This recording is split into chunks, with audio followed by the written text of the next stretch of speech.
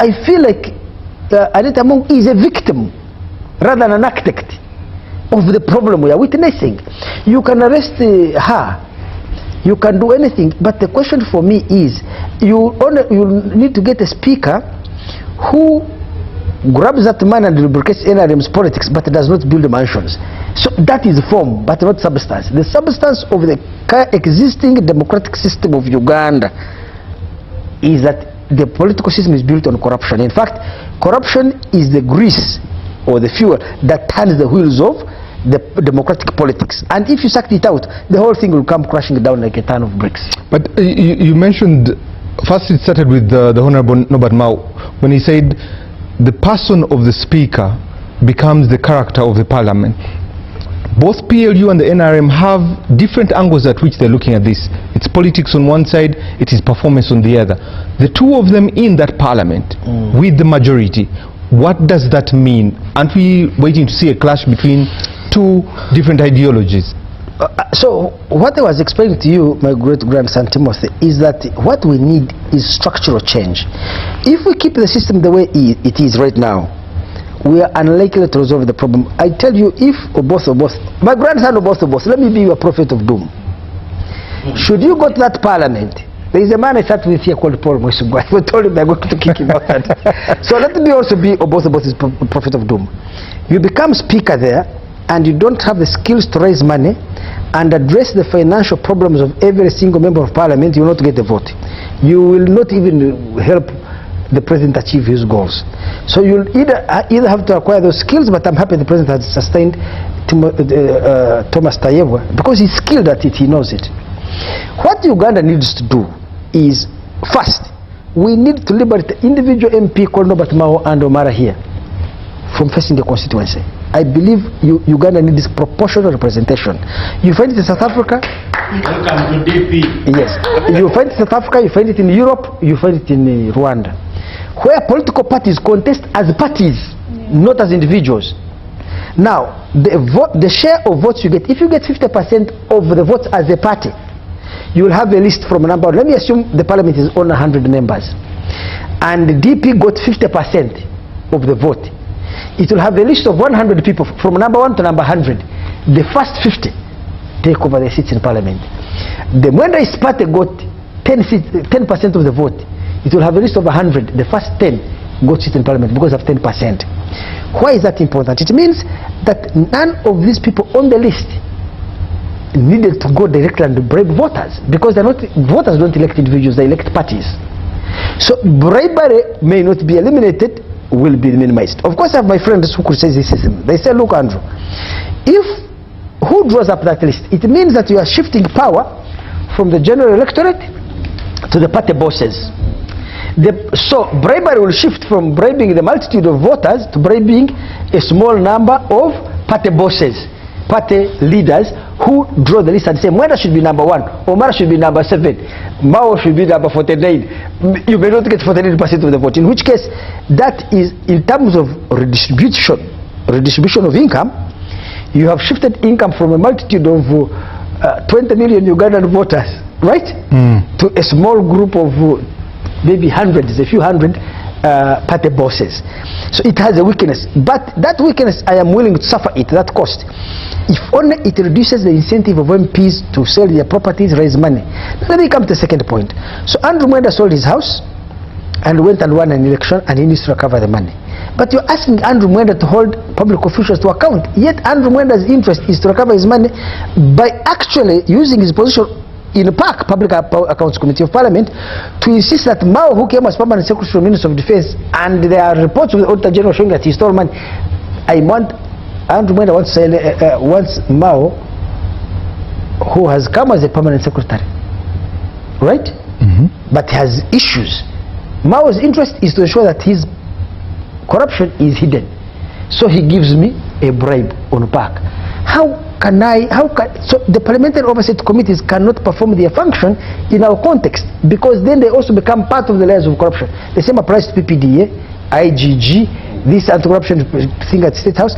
Because if I'm an official of IGG's office and we are going to investigate so and so, assuming that person gives me money, the government salary, they pay me The bribe may be my salary for the next 4 years. Thank you. What is my choice? So the first thing for me is to liberate, to create proportional representation, to liberate our democratic process from individual constituencies, so that no individual is under pressure to pay bills and of constituents. The final thing I wanted to comment about this proportional representation: DP will be incentivized to get the best of its best, actually, to be on the list. NRM would get the best of the best. Right now, riffraffs are the ones winning. So now put yourself in President Museveni's shoes. Now I have to sympathize with the president.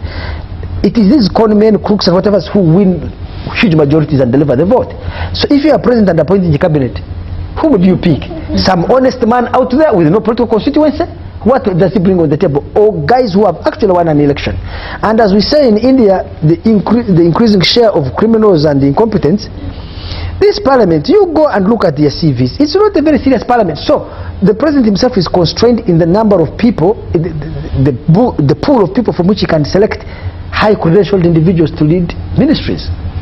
And that is a challenge Uganda is facing, that ultimately for us to have honest people, people of integrity and competent people to be ministers, we need them. We need to end this constituency voting and go to proportional representation. Thank you. That's my final thing, my grandson. I'm sorry I have taken... Honorable Mara, okay. You know, a lot has been said, especially on the money, how Parliament allocates money to itself. Questions have been put around there. Where should the checks and balances be, especially for members of Parliament and Parliament as an institution? Thank you, Timothy.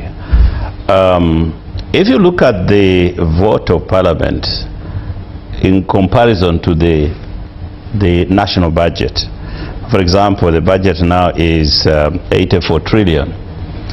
Parliament's budget is about 1.2 trillion, which is 1.4% of the total national budget. I will come to the issue of where the other balance goes.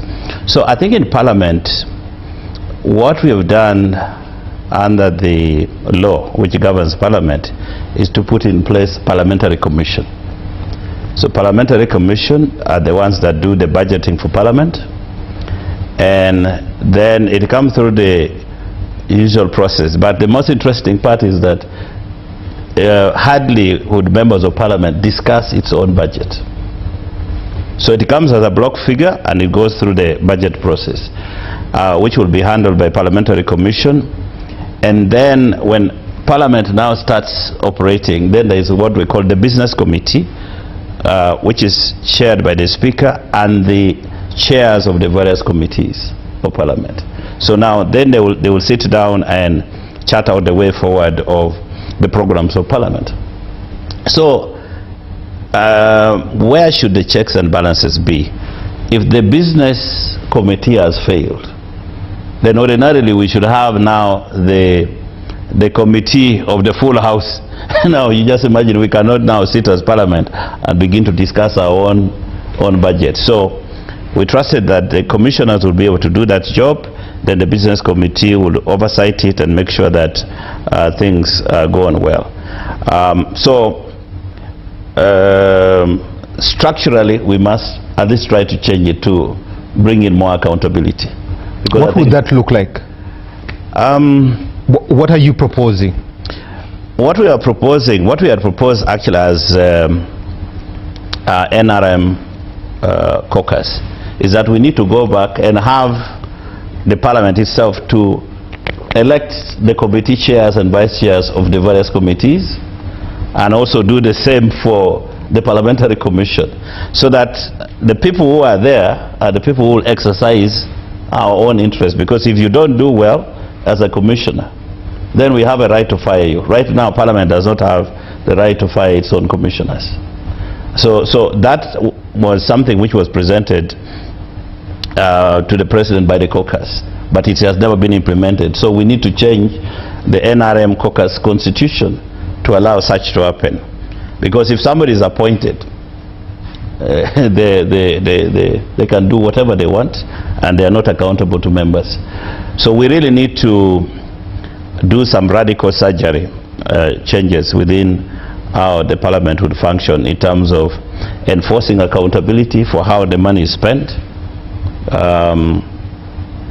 so that we can even look at the line items, where is this money going.